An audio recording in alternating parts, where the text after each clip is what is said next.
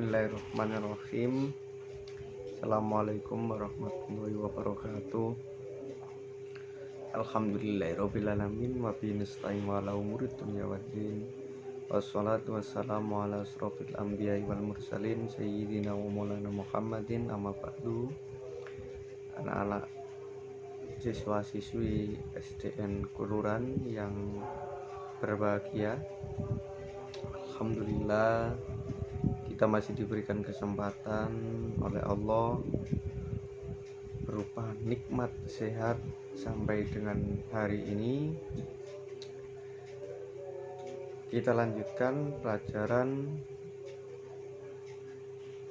dari buku panduan kegiatan pesantren kilat yang sudah kalian punya.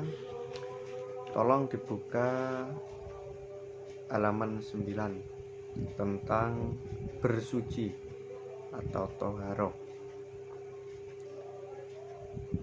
Toharo adalah melaksanakan sesuatu untuk sahnya sholat atau bersuci. Jadi toharo itu semacam mensucikan diri baik dari hadas besar maupun hadas kecil. Untuk hadas besar itu mensucikannya dengan cara mandi besar. Nah, sedangkan untuk hadas kecil kita hanya melaksanakan wudhu untuk cara mensucikannya. Nah, di sini sudah dijelaskan bahwasanya toharo atau bersuci ada dua, yaitu toharo dari hadas seperti wudhu, mandi, tayamum. Kemudian yang kedua adalah toharo dari kotoran seperti istinja atau cebok, menghilangkan najis dari badan,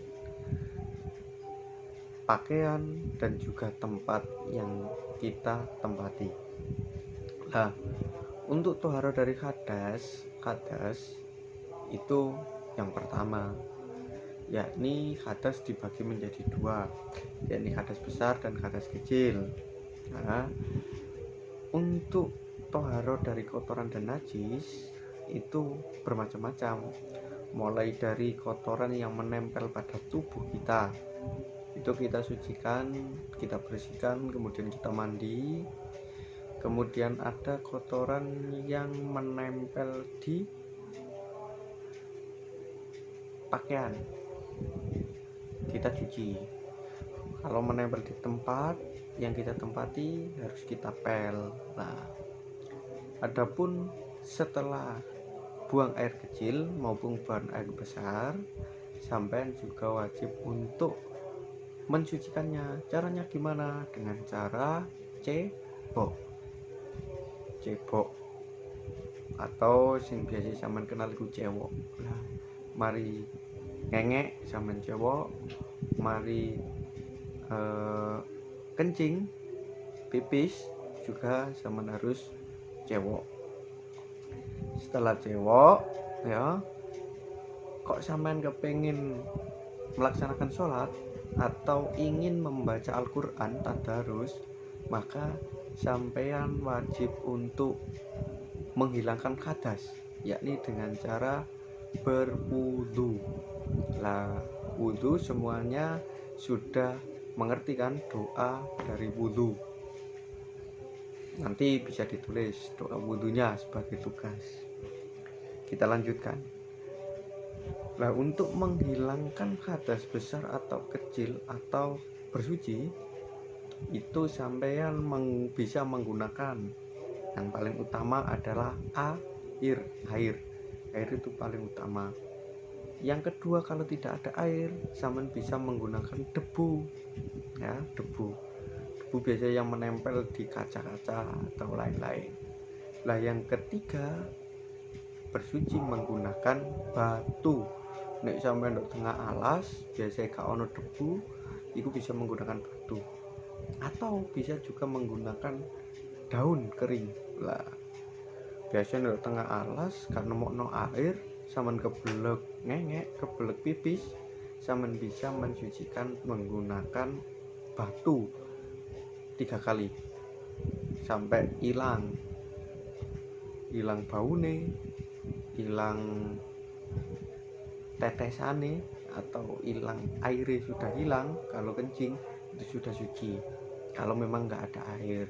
Tapi sekarang banyak di tempat-tempat itu banyak air, jadi sampean bisa menggunakan air supaya lebih bersih.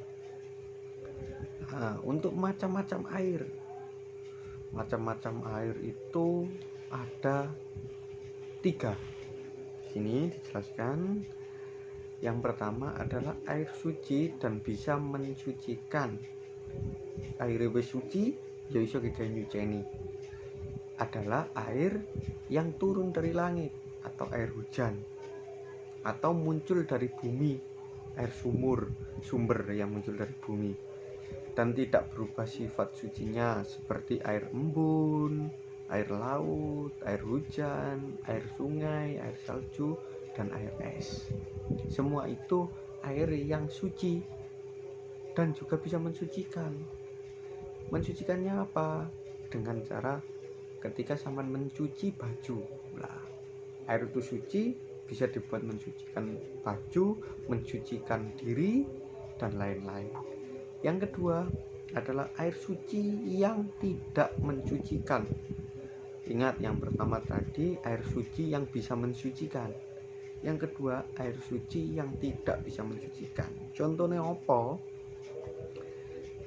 Pertama adalah air yang sedikit yang dicampur dengan benda yang suci seperti air susu, kopi, teh. Lah, air yang tidak bisa dibuat mensucikan diri iku air sing saithik, atau air sing sampeyan bekasi digawe nggodhog kopi, godok teh, itu ya air jenenge, tapi tidak bisa untuk mensucikan. Nah, kemudian ada lagi air sedikit yang sudah digunakan untuk menghilangkan hadas atau menghilangkan najis. Apa? Biasanya sampean selesai wudhu kok nisore sampean niku ono bak. Lah, sisane wudhune sampean, tetesan air wudhune sampean tadi ngantong ndok bak. Lah, ndok bak iki lho tidak bisa dibuat untuk bersuci lagi. Tapi itu airnya suci, tapi tidak bisa untuk mensucikan. Ya, itu mau. Yang ketiga, air yang keluar dari buah-buahan yang diperas seperti air kelapa, santan, jus. Nah, jus itu kan mengandung air. Sampeyan ngelebokno apokat nang jerone blender, itu kan nek wis digawe giling kan mengandung air. Nah, air seperti ini juga jenisnya air, tapi air ini tidak bisa dibuat mensucikan benda ataupun pakaian ataupun tubuh kita, itu gak iso. Nah, itu tadi ada 3 air yang tidak mensucikan. Air suci tapi tidak bisa mensucikan. Gimana nggak suci? Orang air perasane buah-buahan tadi yang di blender kan kita minum, yang kita minum kan asli harus suci. Kalau tidak suci tidak boleh kita minum. Tapi air-air jenis itu suci tapi tidak bisa untuk mensucikan. Yang ketiga adalah air yang terkena najis. Itu ada 2. Yang pertama, air yang terkena benda najis yang bisa merubah sifatnya baik sedikit maupun banyak. Yang kedua, air yang kena najis meski sifatnya tidak berubah. Contohnya apa air yang kena najis? Contohnya banyu ndok jero jedinge sampean ono banyune, ternyata bapakne sampean atau ibune sampean mari ngobati tikus. Obatnya wis dipangan tikus, matine gak ero. Ternyata matine ndok jero jeding. Lah, ndok jero jeding. Dadi banyune sampean iku tercampuri dengan barang yang najis. Lah, itu air seperti itu meskipun kone wis dadi batang ndok jero jeding, sampai ambune banger, sampai ambune buasin, sampai warnai ku mau warnai dadi coklat, gara-gara ono batangi. Lah air semacam itu tidak bisa dibuat bersuci, jenenge air najis. Lah sing kedua ini, air sedikit yang kena najis meski sifatnya tidak berubah iku mau njur jeding tapi kok sifatnya gak berubah, kecemplungan banyu, kecemplungan tikus, tapi tetap airnya tetap tidak berubah warnanya, tidak berubah baunya. Tapi gara-gara iki mau jedingi sampean kecil, tidak lebih dari ukuran 2 kola itu ukurannya suatu gede. Air yang bisa dibuat air diam tapi dibuat untuk bersuci itu harus lebih dari 2 kola. Nek saiki contohnya nduk bak, sajane bak itu mau nduk jerone banyune suci, tapi gara-gara kena batang tikus menjadi tidak suci, meskipun bake mau ambune gak sampai banger, terus warnanya tetap jernih, tapi nek wis kelebon batang, maka itu tidak boleh untuk dibuat bersuci. Mungkin itu dulu pelajaran tentang toharo atau bersuci. Nanti kita akan melanjutkan ke program selanjutnya, yakni macam-macam najis ya. Demikian, semoga bermanfaat untuk pelajaran hari ini tentang bersuci. Semoga kalian bisa mengingat-ingat supaya sampean bisa membedakan mana air yang suci dan air yang tidak suci.